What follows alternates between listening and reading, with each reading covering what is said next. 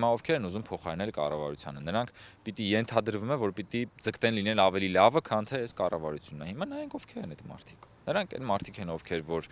հին բանը Հայաստանի եռանախագահները, որոնք երեքն էլ ընտրակեղծարար են, որոնք որ երեքն էլ ուրեմն օրորոցի մեջ խեղդել են ժողովրդավարությունը Հայաստանում, մարդիկ, ովքեր որ հիմնադրել են ավազակապետությունը, մարդիկ, ովքեր որ Հայաստանի Հանրապետության արտաքին քաղաքականությունը վերցրել եւ դրել են մեկ այլ պետության ոտքերի առջև եւ ասել են ինչ ուզում ես արա, մարդիկ, ովքեր որ եղել են ըստ էության այլ խամաճիկներն են եղել օտար երրորդ ուժի եւ Հայաստանի Հանրապետության ինքնիշխանությունն ու պետական շահը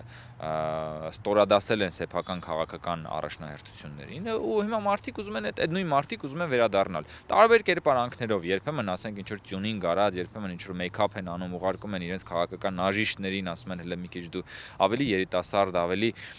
գուցե մի երկու բառ մի քիչ ավելի շատ իմանալով, բայց նույն քաղաքական բանից, այսինքն որոնք որ ծագում են նույն քաղաքական արմատից, աղբյուրից, եղել են իրենց աշխատողները, հավատում են նույն արժեքներին,